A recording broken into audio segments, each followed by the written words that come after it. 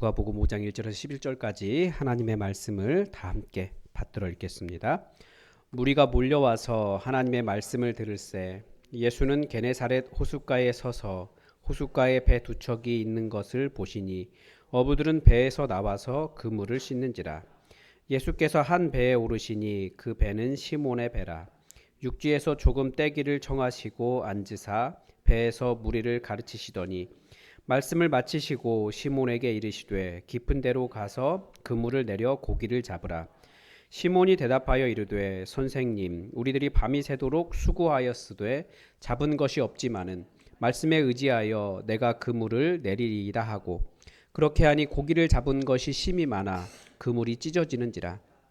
이에 다른 배에 있는 동무들에게 손짓하여 와서 도와달라 하니 그들이 와서 두 배의 채움에 잠기게 되었더라. 시몬 베드로가 이를 보고 예수의 무릎 아래에 엎드려 이르되 주여 나를 떠나소서 나는 죄인이로소이다 하니 이는 자기 및 자기와 함께 있는 모든 사람이 고기 잡힌 것으로 말미암아 놀라고 세베대의 아들로서 시몬의 동업자인 야고보와 요한도 놀랐음이라. 예수께서 시몬에게 이르시되 무서워하지 말라. 이제 후로는 내가 사람을 취하리라 하시니 그들이 배들을 육지에 대고 모든 것을 버려두고 예수를 따르니라. 아멘. 베드로는 평생을 갈릴리 바다에서 보낸 전문가였지만 그날 밤은 이날은 밤이 새도록 수고하되 잡은 것이 없었습니다.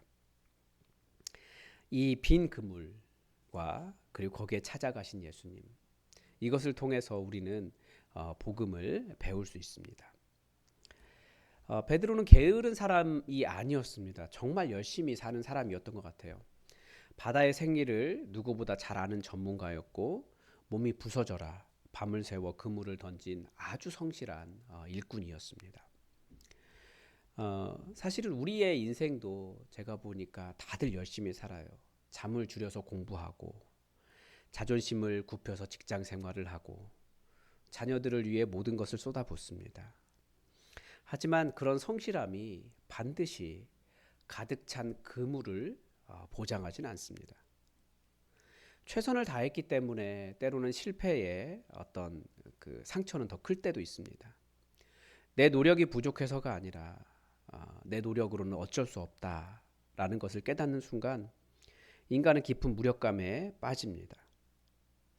바로 어떻게 보면 이 베드로가 경험하고 있는 순간이 그런 순간이었던 것 같아요. 그러니까 이 시대가 그렇습니다. 현대인들은 베드로처럼 사실은 배가 비어 있지 않아요. 배가 오히려 많이 차 있습니다. 배가 가득 배가 비어 있어서만 공허함을 느끼는 것이 아니라 때로는 배에 물고기가 가득 차 있어도 또 다른 공허함을 느껴요. 이게 다인가? 내일 또 이 직을 반복해야 하나? 라고 하는 어떤 본질적인 회의감에 시달리는 것이 이 시대의 인간입니다. 왜냐하면 인간이라고 하는 존재는 인간의 욕구는 그 어떤 것으로도 채울 수가 없습니다. 이것들로 어떤 그런 인간의 자원들로 영혼의 빈 공간을 채우려고 하는 것은 밑빠진 독에 물을 붓는 것과 같습니다. 우리가 세상의 자원들의 특징을 알아야 돼요. 세상의 자원들 그것들은 우리를 편리하게 할 수는 있지만 결코 평안하게 하지는 못합니다. 인간이 훨씬 더 크거든요. 절대 채워지지가 않아요. 그러니까 사람들이 왜 미혹에 빠집니까? 이미 있는데도 더 많이 있어 봤으니까 그런 거예요. 더 크게 지금에 만족하지 않고 더 많은 것을 얻으려고 할 때 미혹에 빠집니다. 그래서 신종 그 사기 수법이 그렇다잖아요. 특히 그 어린 아이들에게 많이 접근을 하는데 처음에 얼마의 돈을 벌게 해주는 거예요. 그런데 그 돈의 액수가 좀 커요. 예를 들면 고등학생이 100만 원 벌었다. 대학생이 한 1000만 원 벌었다. 그러면 이제 눈이 돌아가는 거죠. 그런데 한번 어느 순간 그 모든 것을 까먹을 만큼 크게 잃는 거예요. 그러면 이제 거기서 돈을 빌려주는 거죠. 그것을 알고. 그러면서 점점 또 따요. 그리고 또 잃어요. 그럼 점점 거기에 이렇게 빠지게 만들다고 하더라고요. 그게 신종 보이스피싱 그 조직의 수법이랍니다. 인간이 더 많은 것을 가지려고 할 때 이미 가지고 있는 것이 너무나 많은데, 특히 한국 사회도 그렇잖아요. 우리는 너무나 많은 것을 누리고 있거든요. 그래서 점점 더 이것을 이야기하다가 공허함에 빠지는 것이 이 시대입니다. 그런데 베드로에게는 또 다른 두려움이 있었어요. 그 빈 그물이 뭐냐? 빈 그물이 무엇을 의미하냐면 주님께서 지금 말씀하고 계셨습니다. 그 게네사렛 호숫가에서 그 수많은 사람들이 막 모여가지고 거기에서 말씀을 듣고 있는데, 사람이 너무나 많이 모이니까 예수님께서 베드로의 배에 올라타셔서 좀 거리를 띄워서 거기서 말씀하고 계셨어요. 예수님의 음성을 가장 가까이에서 듣고 있는 사람이었지만 그 베드로는 예수님의 음성을 듣지 못한 사람이었습니다. 무엇 하느라고요? 자기의 금을 씻느라고. 왜냐하면 예수님의 말씀이 자기의 삶에 아무런 도움이 되지 않는다고 생각한 거예요. 무엇 때문에 그렇겠습니까? 자신의 자원과 경험 안에서 계속 맴돌면서 자기 자신이 얼마든지 할 수 있다라고 생각하는 삶이었다라는 거예요. 예수님께서 그래서 그에게 도전하신 것입니다. 내 통제권 안에서 인생을 꾸려가려고 하는 그 사람에게 그 베드로가 이해할 수 없는 깊은 데로 가라는 주님의 말씀을 들려주신 거예요. 거기가 그 바다가 자기의 터전이었고 자기가 얼마든지 해볼 수 있는, 자기의 항상 자원과 경험 안에서 자기가 성공할 거라고 생각한 세계였는데, 그 안에서 예수님의 음성을 듣도록 예수님이 찾아가신 것입니다. 그런데 그때가 역설적으로 아주 베드로의 그 빈 그물이 자기의 자원이 바닥났다라는 것을 보여주는 거죠. 자기가 성공할 거라고 생각했는데 안 된 거예요. 그래서 절망이라고 하는 것, 때로는 빈 그물이라고 하는 것은 내 자원이 아닌 하나님의 자원을 의지하게 만드는 은혜의 통로가 됩니다. 빈 공간은 은혜의 공간이 돼요. 인생의 공허함은 주님이 들어오실 때 들어오실 빈 공간이 됩니다. 배가 가득 차 있었다라면 베드로는 예수님께 배 한 자락을 내어드릴 수 없었을지도 몰라요. 예수님이 타실 수조차 없는 거죠. 즉 은혜는 계속해서 복음을 찾아보는데, 복음을 연구하고 있는데, 복음은 그 은혜는 찾아오심과 말씀하심으로 시작됩니다. 예수님은 수많은 배 중에서 베드로의 배에 오르셨습니다. 베드로가 예수님을 초청한 것이 아니에요. 주님의 전적인 선택이었습니다. 은혜는 내가 주님을 초대한 것이 아니라 주님이 내 실패 현장에 무단으로 들어오시는 것에서 시작합니다. 제 경험을 봐도 그렇습니다. 만약에 제가 계획한 대로 인생이 진행되었다면 굉장히 교만하기만 했지 하나님께서 나를 정말 사랑하셨구나를 깨닫는 삶은 아니었을 것 같아요. 하나님은 제게 언제 말씀하셨냐면, 제가 모든 것이 실패해서 제 어두운 반지하 방에서, 예전에 말씀드린 적이 있으니까 또 말하기는 그렇고요, 거기서 엉엉 울 때 주님께서 그때 말씀하셨어요. 그렇게 듣기를 바랬던 주님의 음성이 그때 들렸습니다. 저는 다 끝났다고 생각한 그 자리에서 정말 계속해서 성공했으면 다른 사람 위에 군림하려고만 했지 절대 섬기는 사람이 되지 못했을 거예요. 우리 주님은 최고의 인격의 변화는 섬기는 사람이 되는 것이거든요. 그러니까 실패가 있었기에, 제 공허한 어두운 반지하 자취방이 있었기에 제게 말씀하시는 주님의 음성을 들을 수 있었습니다. 그때 주님께서 들어오신 거예요.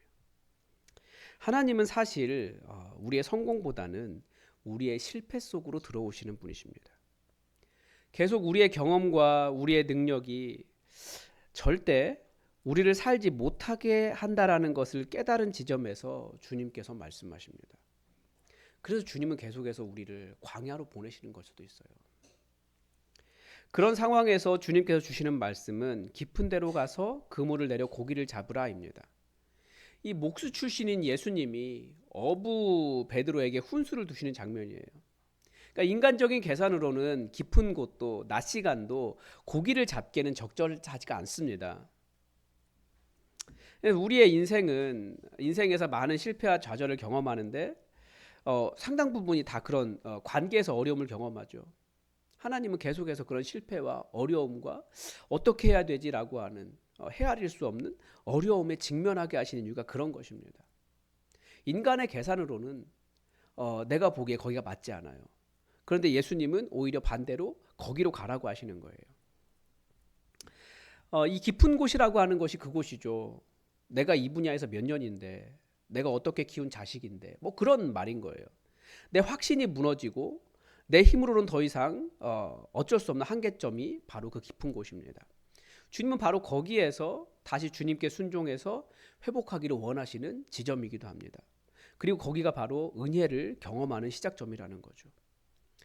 베드로가 처했던 상황을 다시 들어보다 보면 우리의 경험이 하나님의 은혜를 어떻게 가로막는 단단한 율법의 성벽이 되어 있는지도 드러내는 겁니다. 베드로는 단순히 고기를 못 잡은 것이 아니라 자신의 전문성이라고 하는 율법 안에 갇혀 있었던 사람이에요. 내 경험과 내 능력이라고 하는 율법. 그래서 예수님께서 역사할 수 없는 거예요. 율법의 핵심이 무엇입니까? 내가 무엇인가를 행해서 그 결과를 얻는다라고 하는 자력 구원의 논리가 율법입니다. 기독교를 제외한 모든 종교가 다 자력 구원입니다. 내가 잘해야, 이 신에게 인정받아야 구원받는다. 이게 모든 종교가 가르치는 거예요. 그러면 어떻게 해야 됩니까? 더 잘해라. 더 잘해라. 더 마음에 들게 해라. 그러다 더 많이 바쳐라. 뭐 계속 그렇게 되는 거예요. 베드로에게 갈릴리 바다는 자신의 전공 분야였습니다. 내가 잘하면 잘 살 수 있는 세상입니다. 그러나 거기에서도 자기를 건져주지 못하는 그 자기 중심성이 있는 거예요. 그게 바로 전문가의 교만이죠. 밤이 새도록 수고하였으되 라고 하는 그 구절 속에 내가 할 수 있는 모든 수단을 다 동원했다라고 하는 전제가 깔려 있지 않습니까? 동시에 그 율법 안에는 내가 나를 건질 수 있다는 사고가 있는데 어부의 상식으로 볼 때 목수의 말은 틀린 말이었습니다. 내 경험과 내 지식이 기준이 되는 순간 주님의 말씀은 비합리적인 간섭이 됩니다.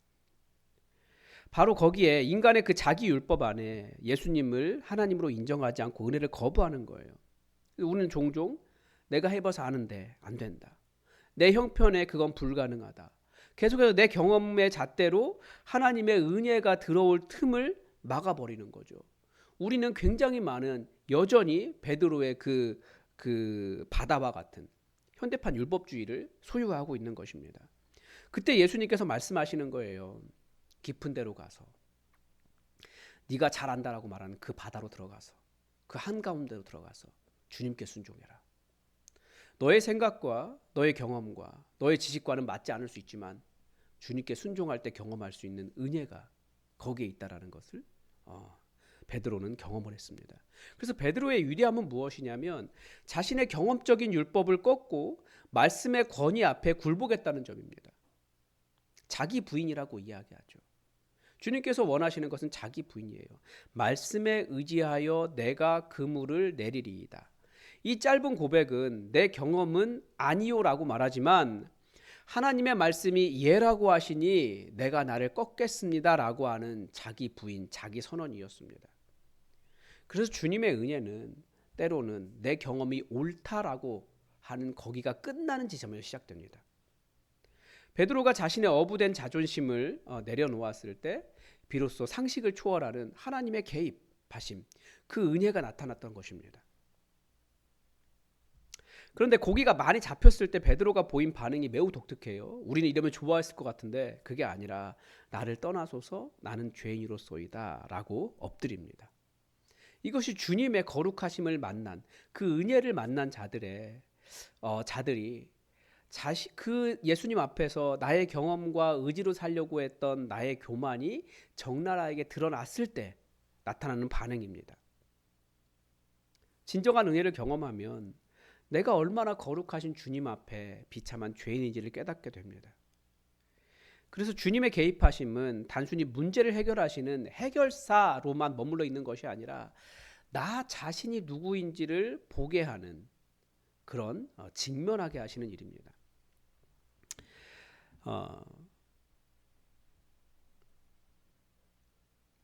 인간은 사실은 하나님 없이는 살 수 없도록 지음받았습니다. 근데 교만은 내가 할 수 있다라고 하는 그것은 하나님과 우리의 연결선을 스스로 끊어버리는 것입니다. 예수님은 우리가 다시 생명의 근원과 연결되어서 진정한 평안을 누리기를 원하시기 때문에 그 가짜 자부심, 그 교만, 그 율법을 걷어내시는 것입니다. 그 교만을 걷어낼 때에야 진짜 나를 만날 수 있어요. 주님 앞에 정말 한없이 작은 아무것도 아니라는 나 자신을. 교만은 일종의 거대한 거품과 같죠. 남들에게 보여지는 모습, 나의 성과, 때로는 학력, 재력, 그런 것들이 만든 가짜들입니다. 가짜 자아예요. 정작 내 영혼의 민낯을 보지 못하게 하는 것이 교만입니다. 예수님은 베드로의 그 교만을 꺾으신 거예요. 그 거품을 터뜨려서 얼마나 연약하고 하나님의 사랑이 필요한 존재인지를 깨닫게 하셨습니다. 누가 하나님 만납니까? 심령이 가난한 자가 복이 있는 거예요. 내가 비워져야 그 자리에 하나님의 위로와 능력으로 채워지는 것입니다. 그래서 하나님은 교만한 자를 물리치시고 겸손한 자에게 은혜를 주신다 말씀하셨습니다. 즉 내가 무언가 할 수 있다라고 믿었던 베드로의 그 자아, 그 율법이 완전히 파산되는 순간이 찾아왔지만 주님은 바로 그 파산한 심령 위에 나를 따르라라고 하는 복음의 사명을 세워주셨습니다. 그래서 은혜를 입은 자는 내 경험의 그물을 버리고 주의 말씀이라고 하는 그물을 던지는 사람이 되는 것입니다. 주님은 베드로에게 그렇게 말씀하십니다. 무서워하지 말라고 안심시키시고 베드로의 인생의 목적을 바꿔놓으셨습니다. 이게 주님께서 하시고 싶은 일이에요. 자신의 경험을 가지고 주님 없어도 살 수 있다 생각하는 자들에게 인생의 목적을 바꿔주시는 거예요. 여전히 베드로는 부름 받아서 다른 삶을 살았지만 어떤 사람은 여전히 베드로처럼 그 바다와 함께 살아야 할 수도 있어요. 그렇지만 많은 예수님의 제자들이 예수님 만나고 변화되었던 삶이 있습니다. 내 인생 내 힘으로 사는 것이 아니라 은혜로 산다. 내가 실패했을 때 오히려 거기에 들어오신 예수님 만나서 예수님 때문에 산다. 그러면서 생명을 살리는 사람 낚는 어부로 변화되었습니다. 이 땅에 많은 사람들이 자신의 율법 안에 갇혀서 그 교만으로 세상을 채워가기 때문에 나만 잘 살려고 해요. 그런데 예수님은 결국 다른 사람을 향해 가도록 하셨습니다. 그게 주님께서 우리 안에 주신 새로운 사명의 자리입니다. 그래서 교회는 끊임없이 서로 연결되는 사람들이죠. 서로 연결되어 있어요. 유기체로서 생명을 가진 사람들로서 서로 살리는 연결된 자들입니다. 주님께서 우리를 부르신 지점이 거기입니다. 지금까지 나의 경험으로 나만 잘 살려고 했던 삶을 넘어서 이제는 은혜를 받은 자로서 서로를 살리는 그런 자로 살아가라고 우리를 불러주셨습니다. 실패의 자리가 사명의 자리가 되는 것, 이것이 바로 복음의 능력이죠. 그래서 혹시 여러분 밤이 새도록 수고했지만 여전히 여러분 가운데 빈 그물인 그런 영역이 있으십니까? 내 힘으로 채워보려고 발버둥 치고 있는데 안 되는 곳이 있습니까? 거기에서 주님의 음성을 듣기 위해 다시 그 자리로 가보십시오. 주님께서 내가 할 수 있다라고 말한 그곳이 무너지고 거기에서 오히려 주님께 순종하라고 하신 일이 무엇인지 우리는 기도하며 그 일을 찾아가야 될 것입니다. 여러분의 인생의 경험이면 얼마든지 세상을 잘 살아갈 수 있어요. 얼마든지 여러분의 지식과 경험과 지혜와 어떤 판단의 능력이라면 이 세상 잘 살아갈 수 있습니다. 그러나 거기에서 주님 놓치면 안 됩니다. 내가 할 수 있다고 말하는 순간 오히려 놓치는 거예요. 그래서 우리가 교회를 다 세워가고 있는데 이때도 주님 저는 할 수 없습니다. 우리를 인도해 주옵소서 기도하시기 바랍니다. 우리 교회는 그 위에 서 있어요. 교회 처음에 시작했을 때 우리는 코로나라는 상황을 맞이했습니다. 그때 할 수 있었던 일이 무엇이었나요? 기도하는 것밖에 없었어요. 그런데 주님께서 우리를 살려주셨어요.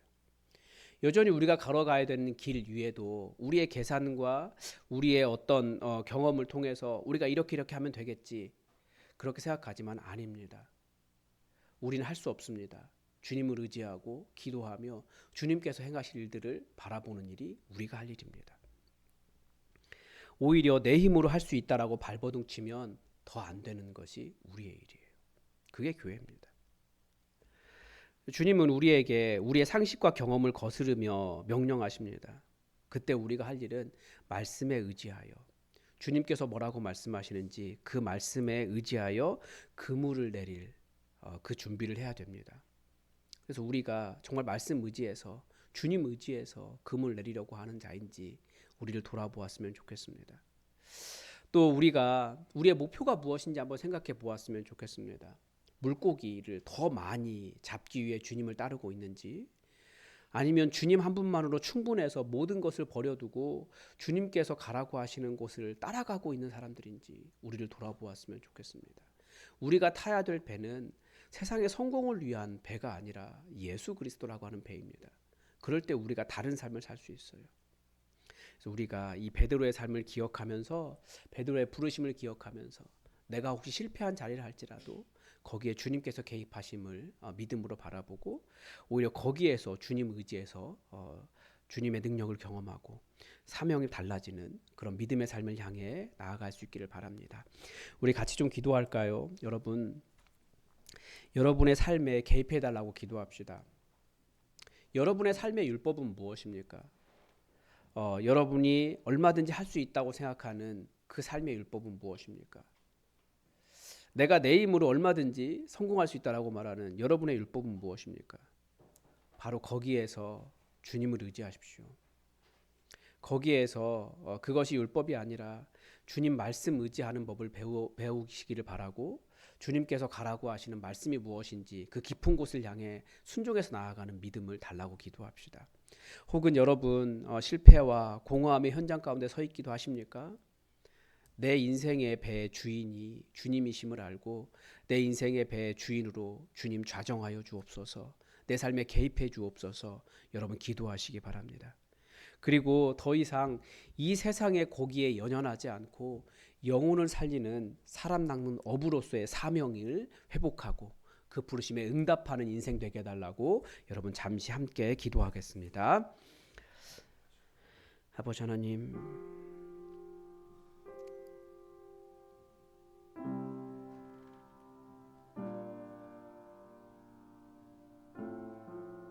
전문가 할 수 있다 그렇게 말하라고, 그렇게 생각하라고 배워왔습니다. 그런데 베드로의 이 부르심은 우리가 할 수 없다고 말하는 곳에서 주님께서 역사하시는 것을 보여줍니다. 하나님, 우리의 경험과 우리의 지식과 우리의 계산과 우리의 자원이 승리하는 것처럼 보이지만 결국 우리를 승리하게 하시는 분은 주님이신 줄 알고 주님이라는 배에 올라타 주님의 말씀에 순종하며 주님의 역사를 이루며 살아가는 우리의 인생과 교회 되게 하여 주시옵소서. 우리 교회도 어려운 상황을 맞이하고 있습니다. 여기서 우리의 경험과 우리의 지식을 드러내지 않게 하시고 주님의 도우심을 구하며 주님의 역사를 이루게 하여 주시옵소서. 우리 삶도 주님을 놓치지 않게 하시고 주님의 위로하심과 능력을 알게 하여 주시옵소서.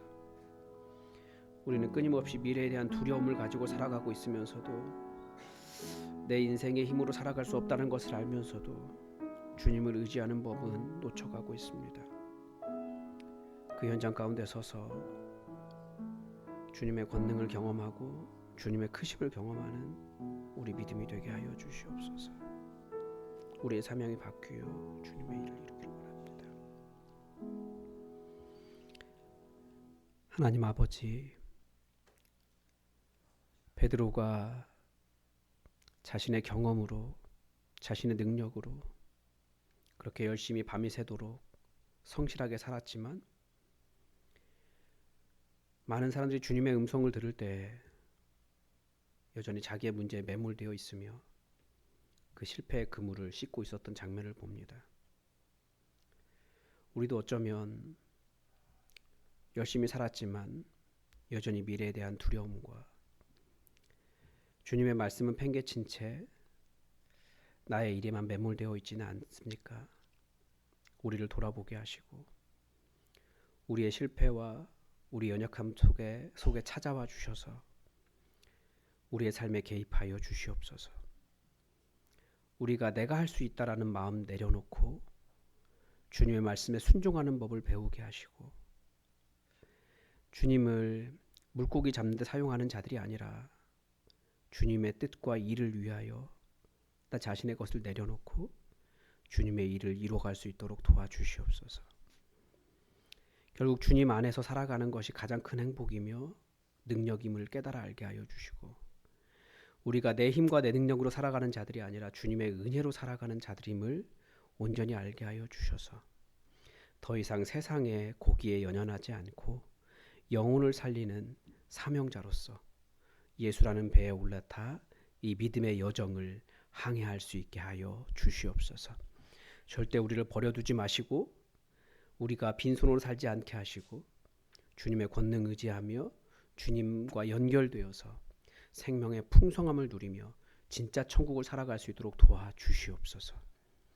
여전히 우리 삶에 찾아오시는 우리 주 예수 그리스도의 이름으로 기도합니다. 아멘.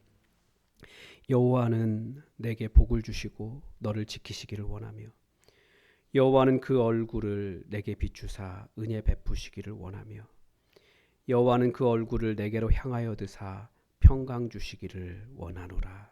아멘.